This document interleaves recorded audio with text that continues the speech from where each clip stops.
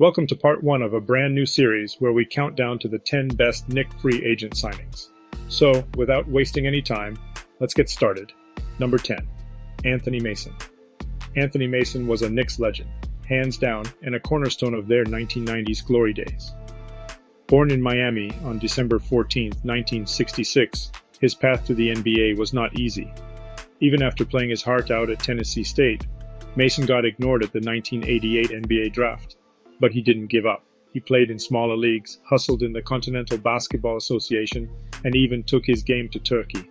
All that grit paid off, and he finally cracked the NBA. Now, 1991 was a game changer for Mason. That's when he joined the Knicks and everything fell into place. In New York City, he found his groove. Standing at 6 feet 7 inches, he might not tower over everyone, but he played like a giant. The guy was a do-it-all forward. Tough, flexible, and oozing hustle. Fans loved him for his physicality and never-quit attitude. Mason became an instant legend in New York, where his relentless work ethic matched his on-court skills. For Knicks fans, he wasn't just a player. He was a chapter in the team's storied history. Mason's way of playing basketball was like a perfect match for the Knicks' gritty, no-nonsense vibe in the 90s. He was a defensive beast, guarding guys all over the floor, and you could count on him to own the rebound game. On the flip side, the guy had some serious passing skills, which really amped up the Knicks' offense. Whether he was playing power forward or small forward, his versatility made him a key player for the team.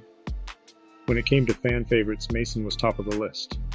Alongside Knicks legends like Patrick Ewing, Charles Oakley, and John Starks, Mason was a big reason the team made some deep playoff runs. Heck, they even made it to the NBA Finals in the 93-94 season, and Mason was a big part of getting them there. But Mason's impact wasn't just about points and rebounds. He also made a splash off the court. The guy was big on giving back, diving into community service and charity work around New York City, which made fans love him even more. Sadly, all good things must come to an end. In '96, the Knicks traded Mason to the Charlotte Hornets. Though he left the Big Apple, his mark on the team and its fans is something that just won't fade. The news of Anthony Mason's passing on February 28, 2015, hit the basketball community and Knicks fans hard. But his legacy? That's rock solid. As a fighter on the court and a giving person off it, Mason will forever symbolize the heart and soul of the Knicks during that epic run in the 90s. Number 9. Jeremy Lin. Who could forget Linsanity? That spell Jeremy Lin cast on the Knicks and the entire NBA during the 2011 to 2012 season was just nuts. Born in Torrance, California on August 23, 1988, Lin was basically a hidden gem when he rolled into New York. He had a killer college career at Harvard, but got snubbed in the 2010 NBA draft. Brief stints with the Warriors and Rockets didn't amount to much, but New York? That's where the magic happened. Now, technically, the Knicks didn't sign him as a free agent. They snagged him off waivers from the Warriors in 2011. But let's not get caught up in the details, because who doesn't love revisiting the Linsanity era? The 2011 to 2012 season was not looking good for the Knicks. Injuries were piling up, and the team just couldn't find its groove.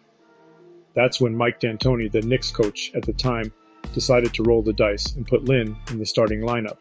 And boy, did that gamble pay off. Starting in early February 2012, Lin blazed through a 6-week hot streak that had everyone talking. The guy averaged a whopping 20 points per game over 26 starts and basically turned into an overnight sensation. And what followed was a historic and record-breaking run. Lin was just electric on the court, man. That guy had speed that could make your head spin, a hoops IQ off the charts, and vision like he had eyes in the back of his head. Whether he was scoring, dishing out assists, or just making plays, the guy was unstoppable. And let's talk about his knack for clutch plays. That's what really got the Knicks crowd hyped. And speaking of the crowd, Madison Square Garden was the place to be during the Linsanity craze. It was packed to the rafters, and you couldn't look anywhere without seeing a Lin jersey or sign. The guy was pulling off one miracle after another, racking up 25-plus point games and nailing game winners like it was nothing, all while giving a much-needed adrenaline shot to a struggling Knicks squad. But Linsanity wasn't just a basketball phenomenon, it was a cultural one too. Lin's grit and grind story touched people globally. He busted stereotypes as one of the few Asian American players in the NBA and became a living example of where hard work can get you. Now, it's a bit of a bummer that Lin's Knicks story was cut short. Contract drama and a change in team focus sent him packing for Houston in the summer of 2012. But let me tell you, the echoes of Lin's sanity still reverberate in the Garden, the NBA, and basically anywhere people talk hoops. In the grand scheme of Knicks history, Jeremy Lin's time in New York was like a shooting star. Brief but utterly unforgettable. The dude came in as an underdog and left as a legend, inspiring us all along the way. Linsanity? More like a legendary, if you ask me. Number 8, Jason Kidd. Jason Kidd rolling into New York was a big deal, no doubt. Born in '73 in San Francisco, he was already a basketball legend by the time he suited up for the Knicks. It's not often that a one-year deal makes a splash, but Kidd did just that. In 2012, the Knicks were desperate for a solid point guard. Their offense was shaky at best, and they were like, let's get some wisdom and stability in here. So they went after Kidd, and even though the guy was on the older side, no one could question his basketball smarts. He had the vision, the IQ, and the playmaking chops that made him one of the best point guards ever. Snagging him was a power move for the Knicks, and everyone was buzzing about what this meant for both Kidd and the team. And Kidd proved that he was worth every bit of hype when he stepped onto that court. Maybe he wasn't dropping buckets like he used to, but man, did he make that offense sing. The Knicks were itching for some success, and Kidd was like that old wizard who came in and sprinkled a little championship magic on them. And don't get me started on his clutch three-pointers. The man got a new nickname, Threesus, and for good reason. Hitting threes when the game's on the line? You can't ask for much more.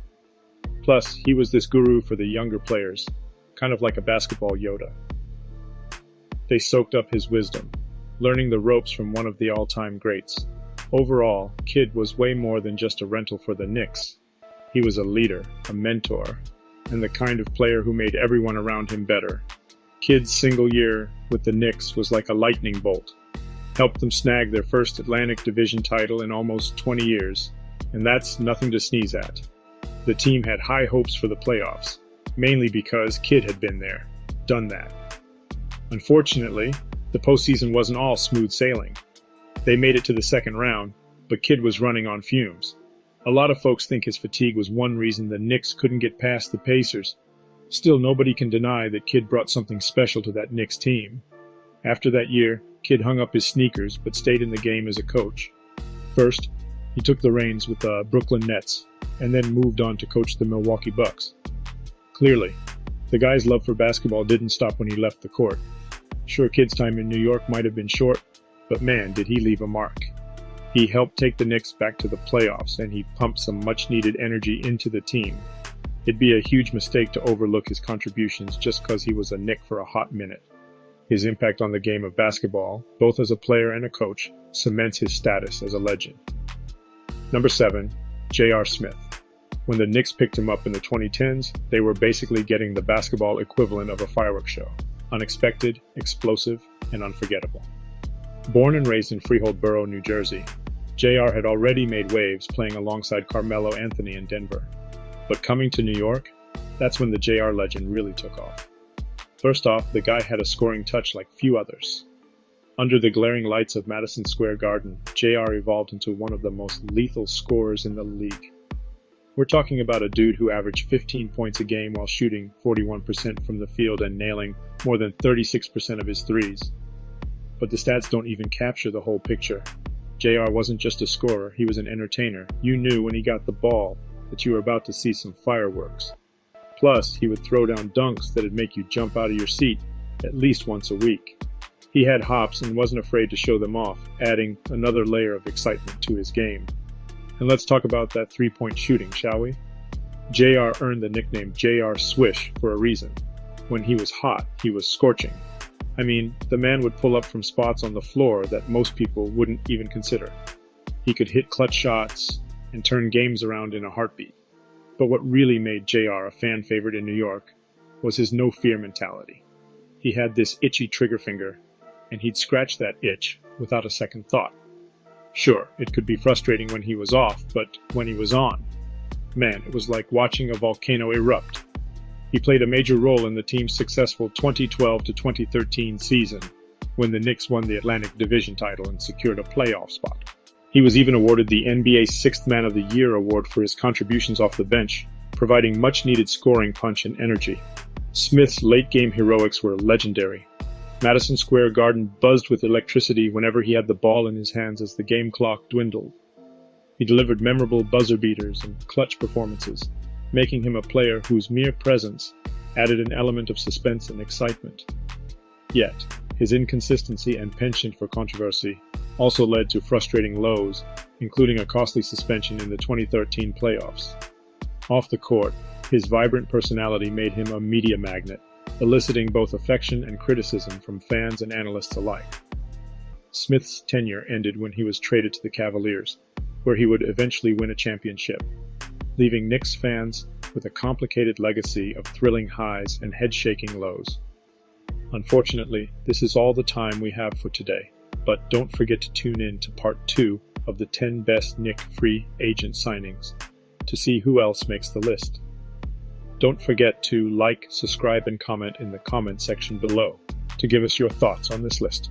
Click that notification bell to be alerted for more content like this as well.